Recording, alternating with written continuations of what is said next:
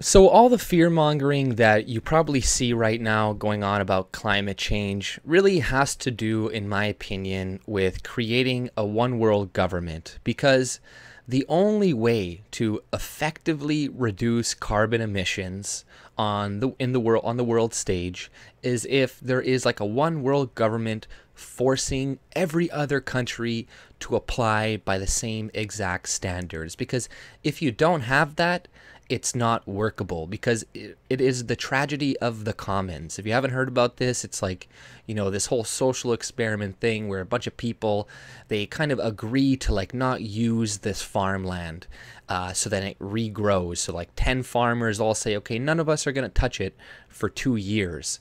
But what ends up usually happening is that one or all of those farmers will try to use that land for like a couple months out of the year, or they'll use it and they'll be like, well, if nobody else uses it, by the time that 2 years comes around, nobody would have noticed that I used it for my own benefit, and all will be good.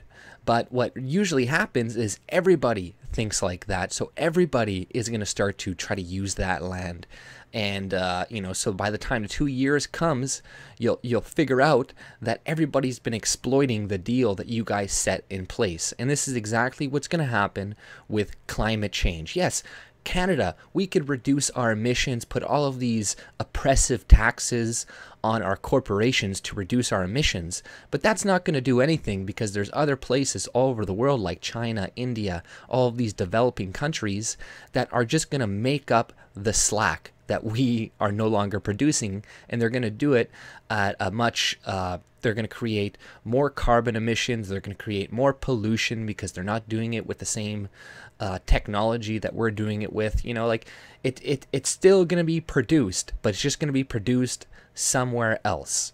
And they understand this as well, so this is what they're going to use eventually to try to create some type of one world government. They're going to be like, oh, if we don't do all this by 2040, there's going to be major tsunamis, we're all going to die, there's going to be tons of poverty everywhere, fires and tornadoes, and the world's going to be turning to shit, right? So, they try to scare us into this and be like, oh, give us all of your power, give us all of your money and all this stuff, and don't worry, we're going to protect you from this. But this has happened in the past. People, I think in the 80s, they thought that there was going to be a new ice age. There was the nuclear scare. There's all of these things that the government, says is a big issue, when a lot of the times it isn't, and it's just a lie to get more of your money. Like, they always do this. They write all these studies, like the UN is releasing right now, and they're like, oh, look at appeal to authority. The UN, they're saying this, so it must be legitimate. But the same thing happened with the introduction of healthcare in America. There was this whole lie going on about how all of these people were getting what are you calling going out of business, or having to declare bankruptcy because of their medical bills. And it's like 50% of people, the study said. And then after looking at this study, they rushed to get the bill passed through. And everybody, well, it says in this study that's done by all these scientists, but then like 10 years later we find out that study was done with a lot of misinformation. It's actually closer to like 1 to 2% of people that actually have had bankruptcies in terms of their healthcare cost. So it's like they lie. They've lied about the weapons of mass destruction to get you guys into the Middle East, and now the UN, all these same people, are lying about the effects of climate change. And, we know the climate changes. The climate has been changing throughout all of history, okay? And, I don't want to pollute the oceans either. I don't want to create a bunch of unnecessary waste. I would like to use products efficiently and not to use up all of our, resources that are not renewable. So, yeah, we all want to use things better, but we're not going to do anything by the government. Like, government's not going to be able to achieve the reduction in the carbon emissions other than using, like I said, a one world government to force all of these other countries to comply. Because otherwise, like I said, you're just going to have one person who says, yeah, don't worry, we're going to comply, and then they don't. Right? And all of this information is coming out about climate change and how it's going to actually by 2040 we're going to be all ruined, is what the UN has recently said. But this is all coming out after Brazil looks like they're going to win. The right-wing populist leader is going to win in Brazil, and he's going to pull out of the Paris Agreement. There's all of these provinces in Canada that are now coalescing together to pull out of the carbon tax scheme and the cap and trade scheme. There's, Trump pulling out, and they're getting desperate. They're getting scared. They're like, this is our chance. Everybody was believing in this shit. This was our chance, but now it looks like it's going in the opposite direction. So now you're going to get all of these studies coming out, but just wait a year, wait a little bit longer, and you'll see that a lot of these studies are going to be falsified, and a lot of it's going to be bullshit. And that's the thing. You really got to be careful when it comes to statistics and anything like that, because all the person really needs to do is remove one thing, incorporate another thing, leave out certain bits of information. It's going to drastically change the outcome of what you're looking at. And considering, people that, look at the climate and all that stuff, can't tell me how the climate is going to be 2 days from now. They're wrong all the time. I don't have much faith that they're going to know how the world is going to look 20 to 30 years from now. Because if all these people have all of this information and know all of this shit, they'd be millionaires. They would have already, they'd be fucking rich as shit. They would know, oh, next year there's going to be a huge tsunami in this region, and we're evacuate all these people, all this shit. Like, they don't know, okay? And it's complicated stuff, right? Climate is complicated, and climate change and all that, and this is perfect for propaganda, because most people aren't going to look into it. They're not going to go and look at all the fucking papers and the studies, which they don't even know how to read to begin with, which I don't know how to read a lot of the studies myself. But we're just supposed to listen to these people who have consistently lied to us in the past. People act like scientists. It's like they don't lie.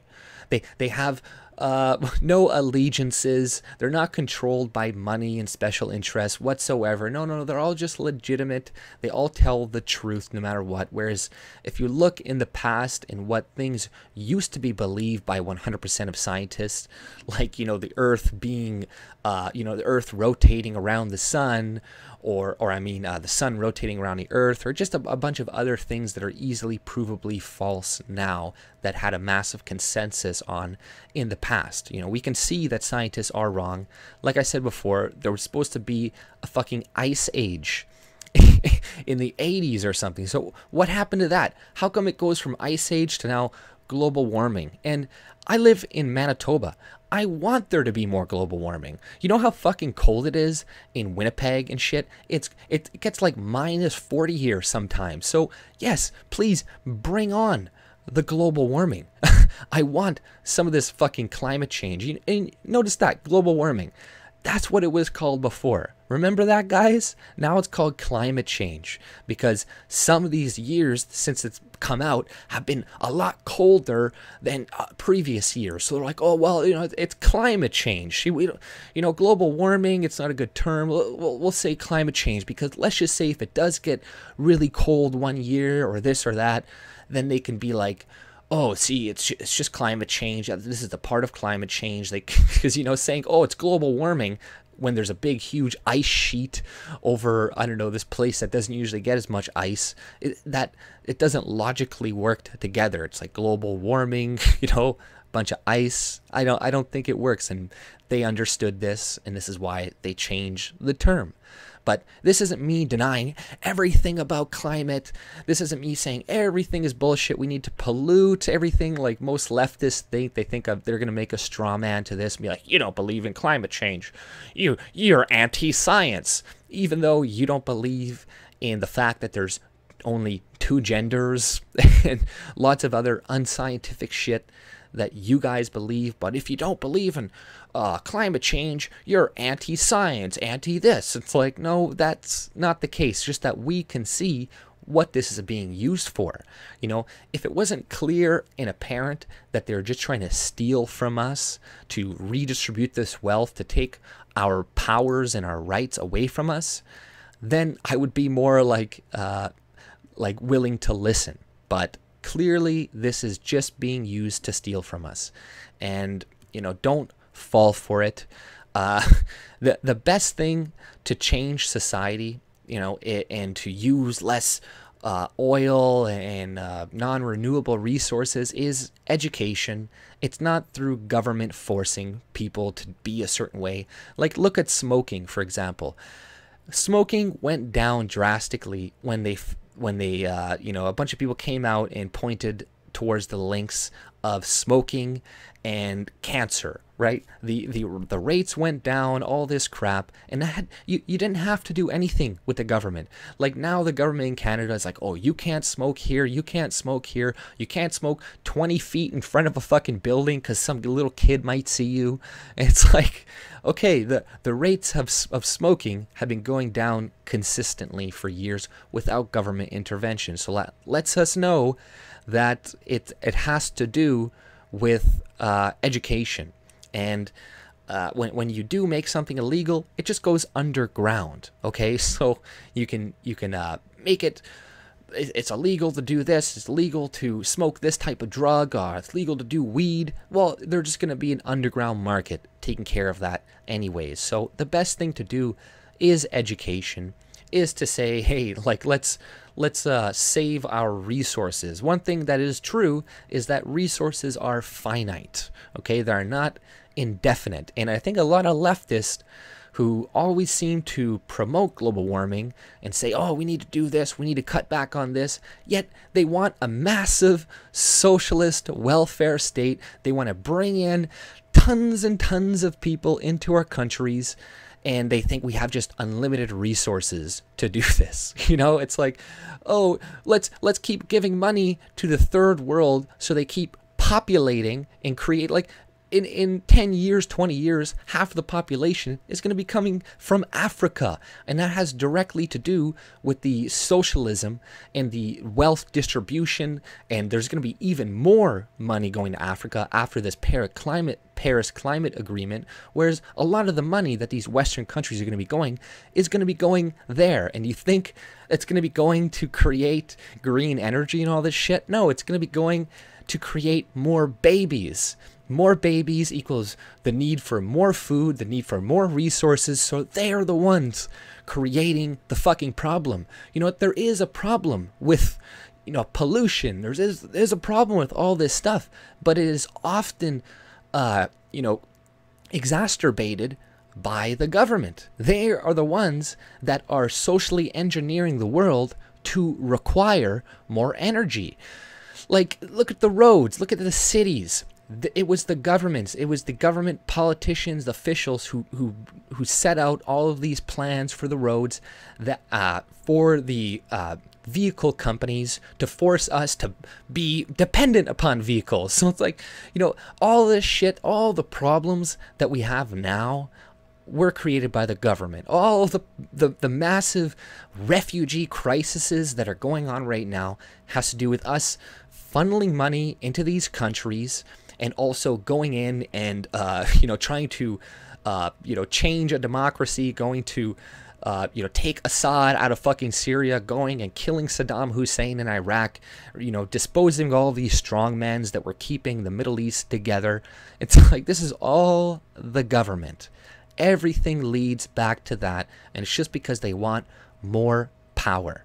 And it's the same thing with this bullshit climate fear-mongering that is going on. They're like, you know, there's so much fear-mongering. It's like, you're all gonna die. And then they add in some racism shit right there. And, by the way, climate change disproportionately is going to affect brown people and women. So if you're against climate change and you don't believe it, you're also a sexist and a racist. So there's no winning with these people. Even if you come out, if you're skeptical, you're only skeptical because you want to hurt brown people in third world countries and women, because that who is going to be affecting. Whereas it's like, that's bullshit. You know, it's like, no, it's going to be affecting, you know, everybody. It's going to be affecting majority men. And, you know, a lot of the problems in third world countries are created by themselves, okay? Yes, we could say, oh, Western countries go in there and ruin it. To some extent, they have. But most issues are, that, like, the reason most countries are the way they are, the reason why there's shit all over certain places in, like, South America and in Africa, is because their people want to live like that. It's because their people, like, you could be poor and clean at the same time. You can do these things, but people, they don't. And, you know, it's not going to get better in these countries because we're funneling money into these countries. We're just going to make the problem worse because we are rewarding bad behavior. And the only way that, you know, we could reduce carbon emissions and all this stuff is if we cut back on foreign aid, because a lot of these people in these other countries will start to have less kids, right? And then there's going to be less pollution. There's going to be less people throwing shit into the oceans and, you know, getting into fish's mouths and making them choke and killing all the fish and shit. Like, there's going to be a lot less of this, but we're dumb. We think, oh, well, we'll just all get together and throw a bunch of money into the third world and it's going to fix everything. Oh, we just go and we're going to tax the fucking shit out of all of our industries, out of all of our people, to destroy our industries, and oh, this is going to help. This is going to help the world. It's like, no, it fucking isn't. Because first of all, the Paris Climate Agreement has no teeth, okay? It has absolutely no teeth. There's no way for them to force other countries to do this or to comply with the Paris Agreement. So it's just a big bullshit thing that is hoping to get gullible Western countries to give away all of their money, because all these other countries that are agreeing to this, they're not going to follow through. China isn't, and none of the other third world countries are going to either. But that's all I pretty much had to say about this nonsense. And if you like my content, subscribe and have a good day. See ya.